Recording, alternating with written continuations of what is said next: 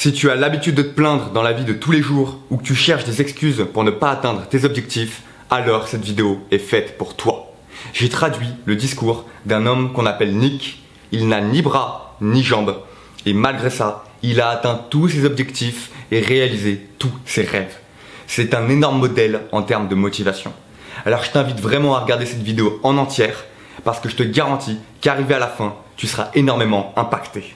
Au passage, si ce n'est pas déjà fait, je t'invite à t'abonner à la chaîne YouTube et également à aller voir l'Instagram qui s'affiche ci-dessous. Bonne vidéo.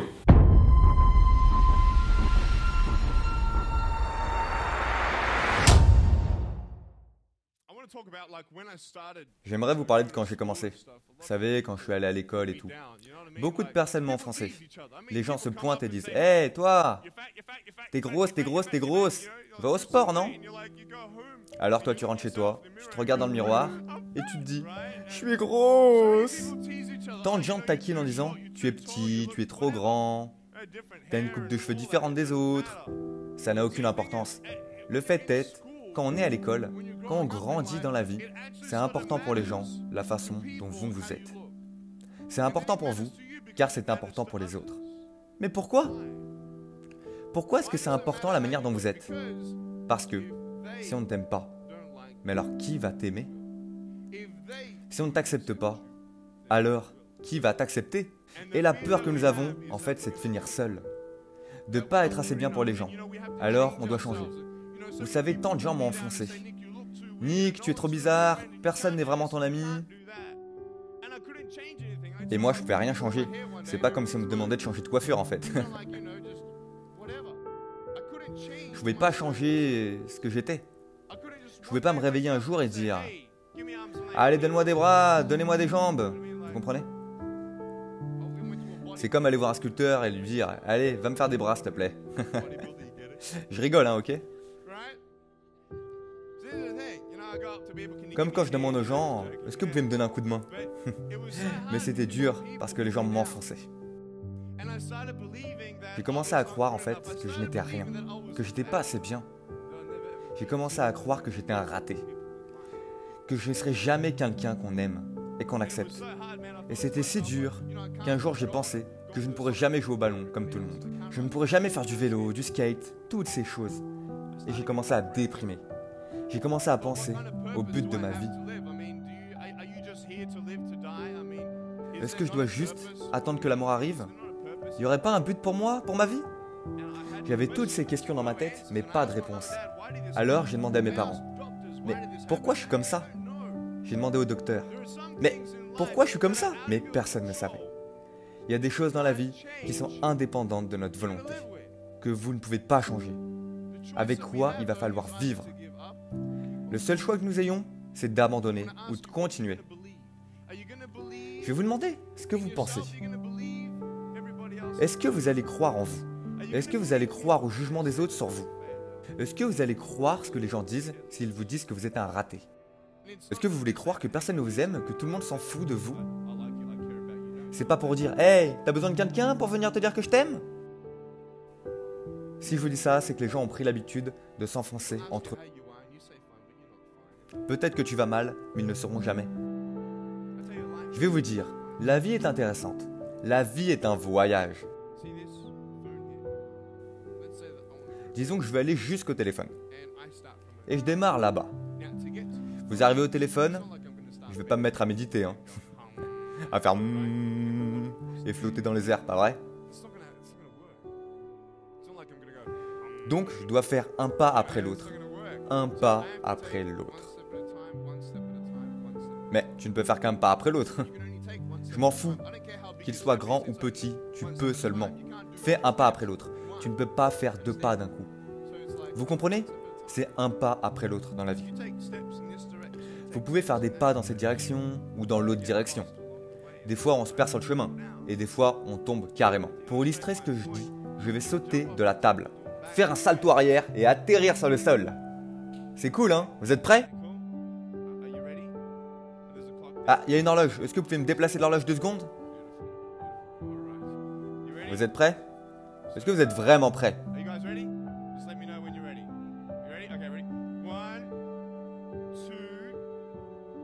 Je déconne, ça va pas. Vous pouvez remettre l'horloge. Si j'avais fait ça, je me serais cassé un bras.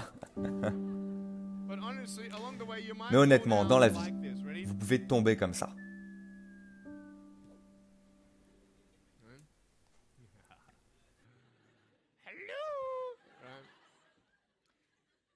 Donc qu'est-ce que vous faites quand vous tombez? Vous vous relevez? Tout le monde sait se relever. Parce que si je me contente de marcher, je vais pas aller bien loin. Je vais vous dire, il y a des fois dans la vie où quand tu tombes, tu as le sentiment de ne pas avoir la force de te relever. C'est vrai. Mais tu mets une sorte de masque quand tu vas à l'école et tu prétends que tout va bien quand ce n'est pas le cas. Puis, tu rentres à la maison et tu t'affales sur ton lit. Là où personne ne te regarde, là où tu n'as personne à impressionner. Là où tu es toi-même et là où la peur arrive. Vous savez, la peur que vous avez à peine rentré chez vous. Peut-être que c'est à cause d'une famille déchirée. Peut-être que vous avez des doutes dans votre vie. Peut-être c'est parce que vous ne savez pas ce qui va se passer dans le futur. Et ça vous fait peur. Peut-être c'est parce que vous vous souciez de ce que les gens pensent de vous, ce qu'ils disent de vous. Et cette peur vous paralyse. Alors je veux juste vous demander, vous pensez avoir de l'espoir en vous? Parce que je vais vous dire, là je suis allongé, le visage dans la terre. Je n'ai ni bras ni jambes.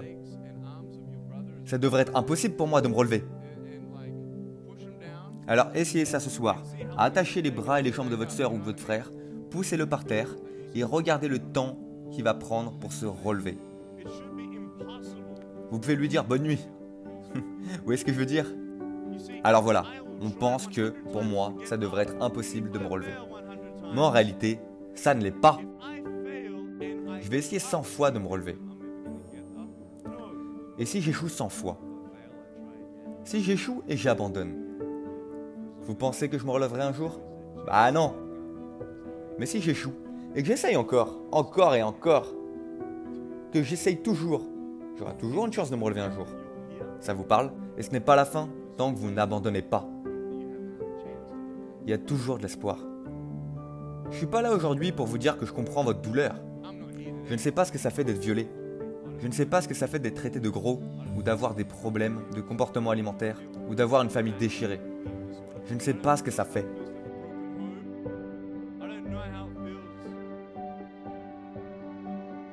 Mais je sais ce que ça fait d'avoir un cœur brisé. Je sais ce que ça fait de se sentir seul. Et je veux que vous sachiez que je trouve ma force en Jésus et que peu importe où vous trouvez votre force, vous allez la trouver quelque part. Et je veux que vous sachiez que ce n'est pas la fin du monde. C'est important quand vous finirez votre vie, que vous la finissiez fort. Vous trouverez la force de vous relever, quoi qu'il arrive, comme moi.